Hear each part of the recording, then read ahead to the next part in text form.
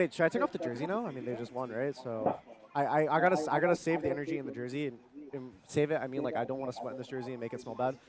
So I'm gonna quickly switch shirts just for the G2 Fnatic game.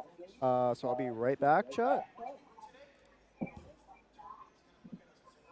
G2 now. We have to play G2. Make this a proving point for yourself and for the team and for everyone around Don't you, worry. okay? We're going to change the narrative of the tournament today, all right? But it starts with us believing in each other the most. Help your boy out. I want energy today, guys. If you guys want to get hyped, if you guys want to yell at them, whatever you want, do it. Play like underdogs. They're the ones Yo, who said they're chat. gonna take I us actually out. need to go to the restroom. They said that. They said that it's going to be like just I need like to go to the last restroom time really with bad. Shanghai. So I'll be right back. Okay. If you guys want to shit talk them back, go ahead and do it. This is your playground today. There's no pressure on us, okay? All the pressure's on them. Valen in an interview said when he was a younger IGL, when he was coming up from Tier 2, he used when I to come back. watch a lot So of you can see both when games I come on back. Fnatic. apa yang Look biasa up to kan? him when he was winning very early on in this game's Aku history. Viva, But now, hadiah Valen said miliaran. Apa? Cek tutup botolnya. Ada uang tuh. In the server, because clutch after clutch, Leaf will be on your screens. And today, he will be on Fnatic's screens. Because the performance that we've been seeing from him all tournament long, but especially since they fell onto this lower bracket, which was pretty early on, he has been delivering. It doesn't matter the map, the agent that he's playing, you can always count on Leaf. And if you're on the other side, you must count your blessings, because if he's live, you're not getting it. For my money, this guy's top 3 in the world, right? Yeah, and really, the amount of confidence you have to have to take 1v2s the way that this guy does in those clutch situations is really something that is astounding, Mimi. But there's a player across the stage from him that is also very much up there, and that's Alphayer.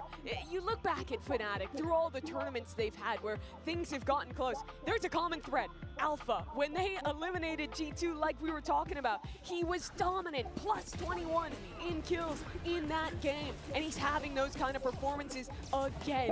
He is such a monster on the international stage, and it feels like every time he comes back, he only gets stronger, he only gets more comfortable in these big games. The head-to-head between these two players is definitely the treat of the day, especially if we get to see that Ascent, if we get to see that Chamber. I think that for Alpha's confidence has been very important, because then in other maps, like for example Haven, where he on the ISO was sometimes the different, well, most of the times, the difference maker, he hasn't been showing up, and I feel like he needs this kind of push for him to perform the way that we know he can perform. Hey, and what helps him is that he's going to have some vets in the back line helping him out there. You got Chronicle standing by with Yinsu to get his thoughts ahead of the matchup.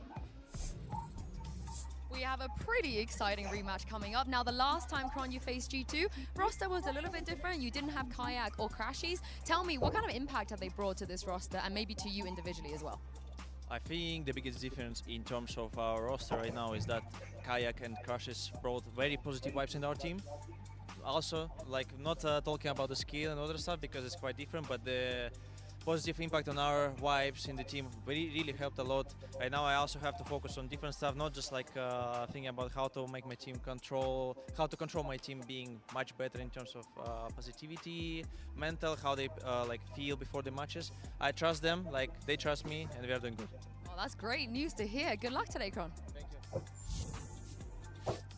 A lot on the shoulders of that veteran Chronicle to keep this squad pretty much in line. One of those individuals in particular is Kayak, who's coming into this one, the fresh face with Fnatic. And we're seeing what this young man is capable of doing, Kakuga. It is unbelievable, and it seems like he ain't stopping. Yeah, keeping them alive in many situations, doing exactly what is expected from him when he's in roles like the Neon and whatnot. I still feel that we have not seen his full potential, because in EMEA he's been treating us to a lot of operator rounds, and even though he's been showing it a little bit more in their last encounter, I feel like it could be a different beast if we get Kaya with the operator and just completely saturating their opponent. Every other player on the stage today has a history at global events, at coming to big moments, being part of history in Valorant before. But Kayak, it hasn't even been a year since he won Ascension, made it into the EMEA League, then chose to leave his team, take this opportunity with Fnatic to replace one of the game's greatest duelist players,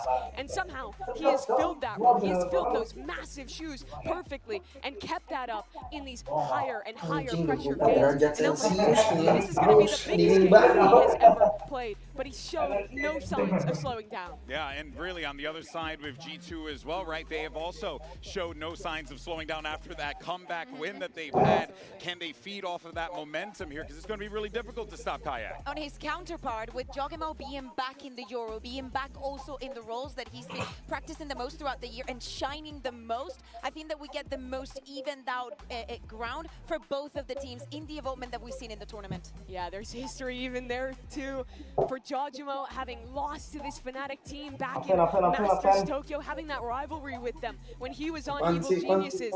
Now on a new roster this year with this G2 team, trying to reach those heights again, but against this very familiar foe. Let's actually take a look at the talent predictions one more time so we can get a read on the field, because there were only two that diverted from G2. That, of course, is our lovely EMEA amigos. We got Kakuka as well as Yinsu. Also, this has to be the first time that we all predict one team and they win.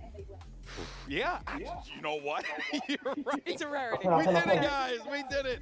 Oh, man. But this is going to be awesome. I'm so excited for this one, Mimi. Yeah, it's just two of the greatest teams in this game coming to a head again in an even deeper part of the tournament than they were before. Either of these teams could win a trophy, but only one gets to stay alive. You can see the players getting ready in the back over there. So the question for everyone here in Toronto, are you ready? Let's try it again. I asked you, are you ready for the lower finals? Yeah, you love to hear it, folks. Let's go ahead and send it down to the stage and bring up the #1 teams from Americas and EMEA.